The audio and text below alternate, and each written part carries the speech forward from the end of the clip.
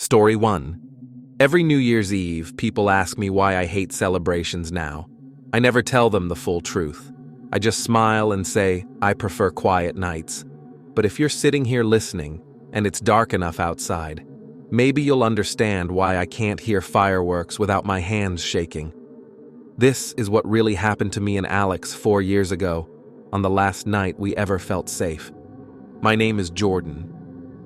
Alex and I were 26, in love, and thought the world was kind. We'd saved up for months to get tickets to the big rooftop party in downtown Manhattan. The kind of place you see in movies. Fairy lights strung everywhere, the whole skyline sparkling below us like spilled diamonds. Music thumped, strangers laughed, champagne flowed. We danced like kids, foreheads touching, counting down the hours to midnight. Around 11:30, I went to the railing for some air. That's when I first saw him. A man in a long black coat, standing alone at the far edge of the crowd. He wasn't drinking, wasn't talking to anyone. He was just watching. And not the crowd, he was watching us. Watching Alex spin me under the lights, watching me laugh. His face was half hidden by the hood, but I felt his stare like cold fingers on my neck. I told myself it was nothing. Too much champagne. City full of weirdos on New Year's. I pulled Alex back into the dance. But every time I glanced over, the man was still there. Closer now. Always the same distance behind us when we moved. When we kissed under the lights, he tilted his head like he was taking a picture in his mind. At 5 minutes to midnight, Alex wanted a quick smoke on the quieter side of the roof. I followed, nervous but trying not to show it. The man followed too. Slow steps, never hurried, like he had all night. We stood by the service door, sharing a cigarette. The countdown started inside, loud voices echoing through the walls. 10, 9, 8. That's when I heard the soft crunch of shoes on gravel behind us. 7, 6. Alex turned first. I saw his face go white. 5, 4. A gloved hand clamped over Alex's mouth from behind. The man in the black coat pressed against him, lips close to his ear. 3. He whispered something I couldn't hear over the crowd. 2. Then he looked straight at me and smiled. A small, polite smile, like we were old friends. 1. Fireworks exploded across the sky. Everyone screamed, "Happy New Year!" Confetti rained down. Horns blared. In that noise, the man leaned closer to Alex and spoke loud enough for me to hear every word. "I've been watching you both for months," he said, voice calm and gentle. "Your bedroom camera has the best angle. I especially like Thursdays." Alex struggled, but the man was strong. I screamed and swung my purse, hitting him in the face. He let go, stepped back into the cheering crowd and vanished. Just gone. Like smoke. Alex was shaking. I found a note tucked into his coat pocket. Plain white card, neat handwriting. "I'll see you at home." We ran, pushed through kissing strangers, spilled drinks, laughing faces, down 30 flights of stairs because the elevators were packed, out into the freezing street. We called an Uber, stood under a streetlight, holding each other, trying to breathe. The car pulled up fast. Black sedan. Driver wore a cap pulled low. I didn't look at his face until we were inside. He locked the doors with a soft click. In the rearview mirror, he smiled that same small, polite smile. "Happy New Year," he said. "Almost home." He didn't take the bridge toward Brooklyn. He turned the wrong way, deeper into dark streets I didn't know. Streetlights got farther apart. Alex grabbed my hand so tight it hurt. I stared at the back of the driver's head, at the black coat folded neatly on the seat beside him. He hummed along with the radio, a slow song, like he was happy. I still don't remember exactly how we got out. There was screaming, broken glass, running until my lungs burned. Police found us miles away, barefoot and bleeding. They never found him. We moved 3 times, changed our names once. But every New Year's Eve, around midnight, my phone buzzes with a text from a blocked number. Just one line, almost home. And somewhere out there, fireworks are starting. Story 2. Every year when December rolls around, my family asks why I won't come home for New Year's. I tell them I'm busy or tired, or that the city is too cold. They think I'm just being difficult. They don't know that if I hear a firework pop, my heart stops, and I taste smoke in my mouth again. They don't know what happened in Chicago 4 years ago, when we almost became part of someone's sick collection. If you're listening now, keep the lights on. This is the night we should have died. My name is Sophia. I was 16 then. Mom, Maria, Dad, Carlos, my brother Miguel, and me. We were the Ramirez family, ordinary and happy. We'd driven into the Loop for the big New Year's Eve block party. The streets were packed with families like ours. Vendors waved glowing necklaces. Kids ran around with sparklers. A live band played old songs everyone knew. The air smelled like churros and cold lake wind. We stood shoulder to shoulder, waiting for the midnight fireworks over Lake Michigan. Everything felt perfect. I remember holding Miguel's hand because the crowd kept pushing. Mom had her arm around Dad. We were laughing, counting down with thousands of strangers. Then midnight came. The first firework shot up, beautiful and loud, but the second one didn't go high enough. It burst too soon, right over the street. Bright embers rained down like burning snow. One piece landed on the roof of an old warehouse across the road. At first, people cheered, thinking it was part of the show. Then the roof caught fire. Fast, too fast, screams started. The crowd turned into a wave, pushing and shoving to get away. I lost Miguel's hand. I lost Mom's voice. Someone knocked me down. Feet stepped over me. Dad yelled my name, but the smoke was already thick and black. I crawled toward the warehouse, away from the stampede. Stupid, I know. But the door was open, and I thought I could hide inside until the crowd thinned. I stumbled in, coughing, eyes burning. The heat hit me like a wall. Flames licked the walls, but that wasn't the worst part. The building wasn't empty. There were mannequins everywhere, dozens of them, life-sized, charred black, melted faces, arms twisted into strange poses, like they were dancing or praying or screaming. They stood in perfect circles, staring at a spot in the center where ashes piled high. I froze. My brain couldn't understand what I was seeing. Then I heard footsteps above the fire's roar. Slow, calm footsteps. Dad found me. He burst through the smoke, face covered with his jacket. "Sophia!" he shouted, grabbing my arm. We turned to leave, but the front door had slammed shut. Locked from outside. We ran deeper, looking for another exit. That's when we found the stairs leading down. The fire hadn't reached the basement yet. We had no choice. Down there, the air was cooler, but the smell was worse. Old smoke and something sweet and rotten. A single bulb swung from the ceiling. On the walls were hundreds of photographs. Families, smiling at parties, at Christmas, at New Year's Eve. Red marker circled each picture with a date. Some dates were years old. All of them were December 31st. I saw our photo near the bottom. Taken that same night, from across the street. Us standing together, glowing necklaces around our necks. The date was written in fresh red. Tonight, Dad whispered, "We have to get out." That's when the basement door above us closed. We heard a heavy bolt slide into place. A voice came through a small speaker on the wall. Calm, friendly almost. "Welcome to the collection," it said. "You're the first family with 2 children. That makes you special." Dad grabbed a metal pipe. We searched for any way out. The only window was bricked over.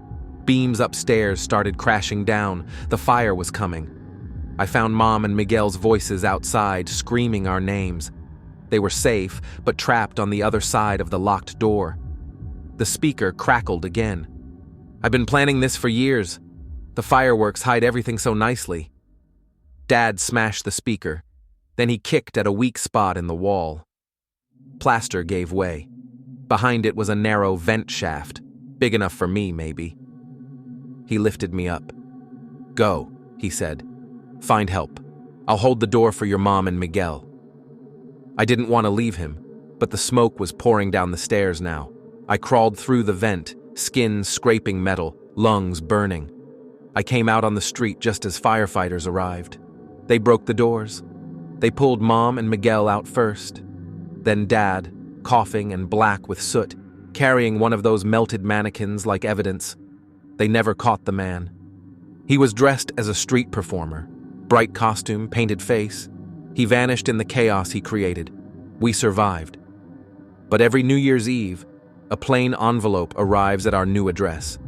Inside is a single photograph. Us, taken from far away. With tomorrow's date written in red. We keep moving. We keep quiet. And I keep listening for footsteps that are always calm, always close, waiting for the next midnight show. Story 3.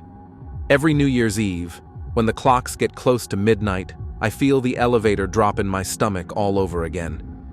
People think I'm crazy for refusing to stay in tall buildings. They laugh when I say I take the stairs, even on the 20th floor. But if you're listening to me now, in this quiet room with the lights on bright, maybe you'll understand why I still wake up tasting smoke and hearing that voice on the emergency phone. This is what happened to Liam and me in Las Vegas, the night we learned some places never let you leave. My name is Emma. Liam and I had been married 19 years. We wanted one glamorous night, something to remind us we were still young. So we booked a suite high up in one of those famous hotels on the Strip. The New Year's Eve party in the grand ballroom was everything we dreamed. Crystal chandeliers sparkling, endless free cocktails, music so loud you felt it in your chest. We danced like we did when we first met. Midnight came with cheers, confetti, and the whole casino roaring. We kissed under falling gold streamers, happy and a little drunk. After the toast, we decided to go up to our room on the 50th floor. The lobby elevators were packed, so we found a quieter one around the corner. We stepped in, giggling, holding hands. The doors closed. Soft music played. The car started rising. Then it stopped. Hard. Between floors, the lights flickered once, twice, then dimmed to a sickly red emergency glow. The music cut off. Silence pressed in. Liam pressed the alarm button. Nothing. He pressed the emergency phone. After a long wait, someone answered. A voice came through, low and crackly, like it was coming from very far away. "You shouldn't have come back," it said. Liam laughed nervously. "We're stuck. Can you send help?" The voice ignored him. "This building remembers the fire. 1927, all those people trapped, screaming, burning." I felt cold crawl up my arms. Liam told the voice to stop joking, but the voice kept talking, calm and slow.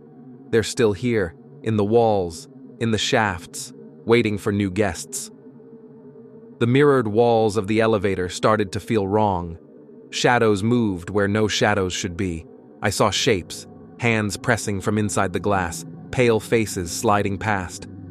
Liam grabbed the doors and forced them open a few inches. Cold air rushed in from the dark shaft. Cables swayed, and then we saw them. Figures climbing up the cables toward us. Charred clothes hanging off melted skin, eyes white and empty, mouths open in silent screams. I screamed. Liam slammed the doors shut. The lights went out completely. In the dark, the voice returned. "My family died in that fire. The hotel covered it up, built over the graves. I've worked here 40 years, waiting." Hours passed. The air grew thick. We banged on the walls, shouted until our throats bled. Visions came, ghostly guests in old-fashioned clothes, skin bubbling, reaching for us. I felt heat that wasn't there. My arms started burning, real burning. When rescue finally came at dawn, firefighters prying the doors from above, they found us curled on the floor. Liam was shaking. I was holding my left arm. There was a perfect hand-shaped burn on my skin, blistered, raw. In the exact place one of those phantom hands had touched me through the glass. Doctors said it was impossible. Stress, they said. Hysterical injury, but we know better. They arrested the maintenance worker 2 days later. He'd rigged the elevator, cut the power, played recordings through the phone. He wanted revenge on the hotel that took his grandparents in the old fire. He picked random couples, trapped them, terrified them, let them feel what his family felt. He never touched us physically, never laid a hand on me. So explain the burn. Explain why it never healed right. Why every New Year's Eve, when the clock hits midnight, the scar flares hot again, like fingers are pressing into my skin. We don't stay in hotels anymore. We don't ride elevators. And when fireworks start outside, I close all the curtains, because for a second, in the flashes, I swear I see those burned faces looking in through the window. Waiting. Just like he said. Story 4. Every New Year's Eve, my phone lights up with messages asking if I'm coming out to celebrate. I never reply. I just sit in the dark, sipping water from a sealed bottle, waiting for midnight to pass. People think I'm rude or depressed. They don't know that the taste of any cocktail still makes me gag, because I remember the night my family drank poison disguised as magic. If you're listening now, keep your drink far away. This is how we almost ended in a speakeasy under San Francisco 5 years ago. My name is Lily. I was 21 then. Mom, Sarah, Dad, Mike, and I wanted something different for New Year's. No loud crowds, no fireworks. We found a secret invite to an underground party in the Mission District, an old speakeasy hidden behind a fake bookstore. You had to whisper a password through a slot. Inside, it was perfect. Low red lights, electronic music thumping soft and deep, antique glasses glowing on the bar. Beautiful people laughed quietly. It felt exclusive, safe, timeless. We drank fancy cocktails all night. The bartender, a thin man with kind eyes and a neat beard, kept sending over free rounds. He said we looked like a happy family. Dad joked about work stress. Mom and I danced in a corner. Everything felt warm. At midnight, the music stopped. The host, a tall woman in a silver dress, climbed onto the bar. She held up a tray of tiny crystal shot glasses filled with golden liquid that shimmered under the lights. "One sip," she smiled, "and you'll stay young forever. Our special elixir. A gift for the new year." Everyone cheered. We took the glasses. Dad winked at me. Mom squeezed my hand. We counted down together and drank. It tasted sweet, like honey and flowers. 10 minutes later, the room started breathing. Colors bled into each other. The music came back, but slower, wrong. My legs felt heavy. Across the bar, a man dropped his glass and clutched his throat. Foam spilled from his mouth. A woman screamed, then laughed, then scratched her own face until it bled. Mom grabbed my arm. "Something's wrong." Dad's eyes were wide. "We need to leave." But the doors were already locked. The host was gone. People started falling, convulsing. Some attacked each other, growling like animals. The kind bartender stood calm behind the bar, wiping a glass, watching. I felt it hit me then, vision tunneling, secrets rising in my throat like bile. I looked at Dad, and words came out. I didn't mean to say. "I know about the reports you hid," I whispered. "The water tests. The kids who got sick." Dad went pale. Mom stared at him. 10 years earlier, Dad's company had dumped chemicals near a small town. People got sick. Some died. It was buried with money and lawyers. I'd only learned pieces by accident. But now the poison loosened everything. I couldn't stop talking.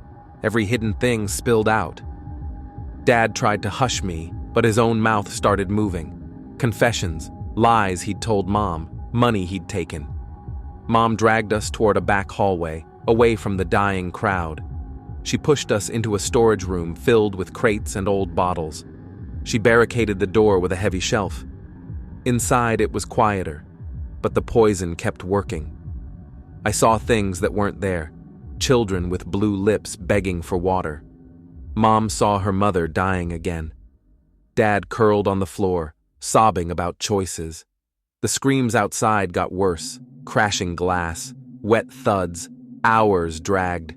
We heard people clawing at the door, laughing and crying at the same time. Mom held us, whispering we'd get out. Finally, the noises stopped. Silence felt heavier. Dad kicked the door open. The bar was a graveyard, bodies twisted together, foam dried on chins, eyes open, staring. The bartender sat on a stool in the middle, waiting. He looked at Dad and spoke softly. "My wife and daughter drank your water," he said. This was fair. He'd laced only the midnight elixir. One toxin, rare and slow, enough to make us see truth before we died. Dad lunged at him, but the man just stood and walked into the fog upstairs. We never saw him again. Mom found a hidden service exit behind the cellar. We stumbled out into cold San Francisco streets just before dawn. Sirens wailed in the distance, but the fog swallowed everything. Police found dozens dead. They called it mass poisoning, unknown source. No one ever connected it to Dad's old scandal. We lived. Barely. Hospitals pumped our stomachs, gave us antidotes that came hours too late for most. But the poison left something behind. Sometimes out of nowhere, I still taste honey and flowers, and secrets I never knew rise up again. Every New Year's Eve, an unmarked envelope arrives. Inside is a single antique shot glass. Empty, clean, waiting. I throw it away every time, but I know one year I'll be thirsty enough to fill it. Story 5. Every New Year's Eve, when the city starts cheering above me, I feel the ground shake like trains are still running below. People ask why Zoe and I never go out anymore, why we keep our windows locked even on warm nights. I just say we're tired of crowds. They don't know that if I hear bass music, my skin crawls and I smell damp concrete and blood. They don't know what we found under the streets that night, 6 years ago. If you're listening now, hold something tight. This is the night we ran from things that used to be people. My name is Mia. Zoe and I were 24, broke, and wanted a New Year's Eve no one else would have. We heard about a secret pop-up rave in an abandoned subway station deep under Manhattan. You had to follow chalk arrows through service tunnels to find it. No tickets, no names, just show up. We slipped down a rusty staircase around 10.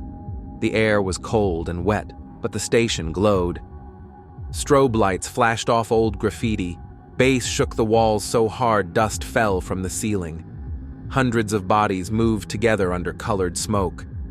Someone handed us glow sticks. We danced like the world couldn't touch us. Midnight came fast. The DJ killed the music for the countdown. Everyone shouted the numbers. At 0, confetti cannons burst, paper rained down, and we kissed while cheers echoed through the tunnels. Then the lights surged, bright, too bright. Sparks flew from the old third rail. A loud hum filled the air. The tracks lit up blue and deadly. People screamed. The crowd pushed toward the exits, but the power surge had fried the doors. Metal gates sparked and wouldn't open. That's when they came. From the dark side tunnels, shapes moved fast. At first I thought they were just more party kids in costumes. Then the strobes hit their faces, skin gray and stretched, eyes shining yellow-green like animals in headlights, teeth filed sharp, clothes rotten and patched with subway signs. They carried pipes, broken bottles, chains. They didn't speak, just growled low and hungry. The crowd scattered. Some ran onto the tracks and got shocked instantly, bodies jerking like puppets. Zoe grabbed my hand and pulled me the wrong way, deeper into the tunnels, away from the exits. We ran blind. Strobes behind us lit the walls in flashes. I heard wet thuds, screams cut short. The hum of live wires followed us. Zoe stepped wrong on a loose rail. Her ankle snapped. She fell hard, crying out. I dragged her into a side passage, heart pounding so loud I couldn't hear the hunters anymore. We hid in a maintenance alcove, breathing into each other's necks. The glow sticks had died. Everything was black. Minutes passed, or hours. Then footsteps, slow, dragging. One of them sniffed close by. I held Zoe's mouth. Its eyes glowed right outside our hiding spot, searching. Finally, it moved on. We crawled deeper, looking for any way up. Zoe's ankle was swelling huge, but she didn't complain. We found a sealed door, half open. Inside was a chamber lit by one dirty bulb. The smell hit first. Old meat and chemicals. Bones covered the floor. Human bones, picked clean. Wallets, phones, jewelry hung on strings like decorations. Driver's licenses pinned to the wall in neat rows. Stolen identities. In the center, a big map of the city subway lines marked with red X's over new developments. A man sat at a table made of doors. Old, thin, wearing the remains of a city engineer's vest. His skin was gray like the others, eyes glowing soft. He looked up and smiled, calm. "You're not supposed to be here," he said gently. "But you came anyway." He told us his name was Harlan. Decades ago, the city dumped toxic waste in these tunnels to save money. His crew got sick. He watched them change, slow and painful. The ones who lived became this. He stayed sane longest. Now he keeps them fed. "Every year," he said, "pretty people come down for parties. We wait. The power surge is easy to arrange. Then we take what we need." Zoe whispered, "Let us go. Please." Harlan shook his head. "The city keeps building above us, forgetting us. You're part of that world." He stood. The pack returned, circling. I saw a narrow ventilation shaft high in the wall. I boosted Zoe up first, even though her ankle bled. She cried, but climbed. I followed, fingers scraping rust. We crawled forever, pipes banging our heads, air thick with mold. At dawn, we pushed out a grate in Central Park, fell into snow, covered in dirt and blood. Police found us. They said we were lucky, that a few bodies were recovered, cause unknown. The station was sealed again. No one believed the rest. We healed on the outside, moved apartments, changed jobs, but sometimes, late at night, the radiator knocks like footsteps dragging. And on New Year's Eve, when the city cheers above, we hear faint bass from below, and glowing eyes watching from subway grates. Waiting for next year's party. Story 6. Every New Year's Eve, when fireworks light up the sky, my husband Arjun turns off all the lights and closes every blind. We sit in silence with our son Kai, now 8 years old, and wait for morning. People think we're strange for hating celebrations. They don't know that the sound of cheering still makes me taste blood and dust. They don't know what fell with us that night in Miami 7 years ago. If you're listening now, keep your feet on solid ground. This is how the city tried to bury us alive. My name is Nina. We were the Patel family, 5 generations in one room that night. My in-laws, Raj and Priya, had flown in from India. Arjun and I brought little Kai, only 1 year old, bundled in a tiny tuxedo. We'd been invited to a lavish New Year's gala on the top floor of a brand new condominium tower in Brickell.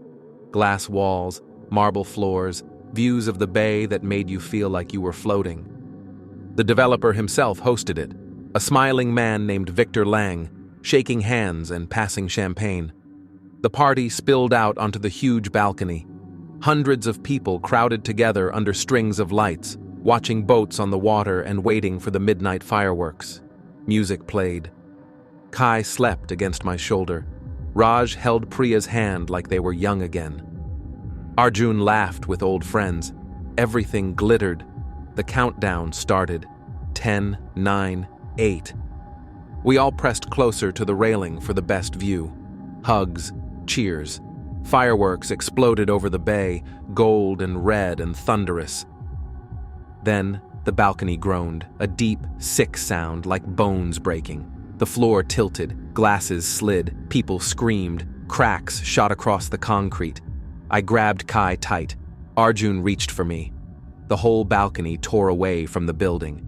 We fell. Not far, maybe 4 stories, but enough. The section slammed into the terrace below, metal screaming, concrete exploding into dust. Rebar twisted like claws, tables and chairs crushed beneath us. I landed hard on my side, Kai still in my arms. Pain shot through my leg, blood warm on my face. When the dust settled, we were trapped in a cage of broken steel and slabs. Half the balcony hung over nothing, swaying.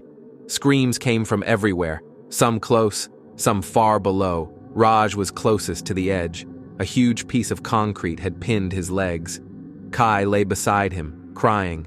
Raj had thrown himself over the boy when we fell. His back was torn open, but he smiled weakly at me. "Take him," he whispered. "Go." Priya crawled to him, sobbing. Arjun tried to lift the slab, but it wouldn't budge. That's when we saw Victor Lang. He was alive, only a few feet away, hanging onto a rebar spike. His tuxedo ripped, face pale. He looked straight at Arjun. "You shouldn't have kept digging," he said quietly. Arjun froze. He'd been investigating the building's finances for months. Missing funds, fake inspections, cheap materials used to save millions. He'd found proof Lang was stealing from the project and bribing officials. Arjun had planned to turn everything over to the authorities after the holidays. Lang smiled even as blood ran down his arm. "Loose ends," he said. "One little charge in the support beam. Clean accident. He'd known we'd be here. He'd invited us." The wreckage shifted again. Screams rose. I felt dizzy, blood loss making the world soft at the edges.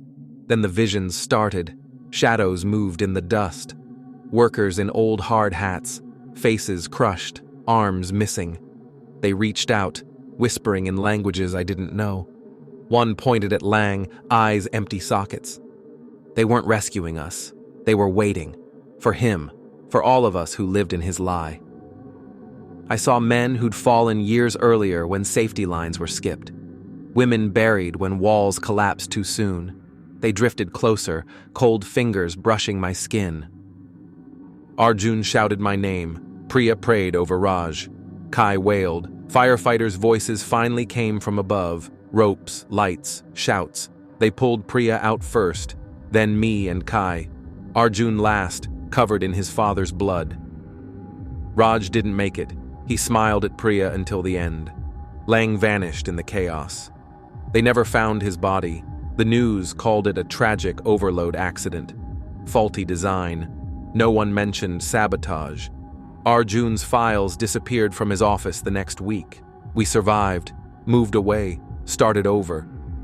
But every New Year's Eve, when fireworks start, I feel the floor drop again. I see those shadows waiting in the corners of every tall building. And sometimes, late at night, I find fine concrete dust on our windowsill, no matter how many times I clean. The city looks solid. It shines. But I know what's holding it up, and I know it's still hungry. For more stories like this, share and subscribe Goofy Horror.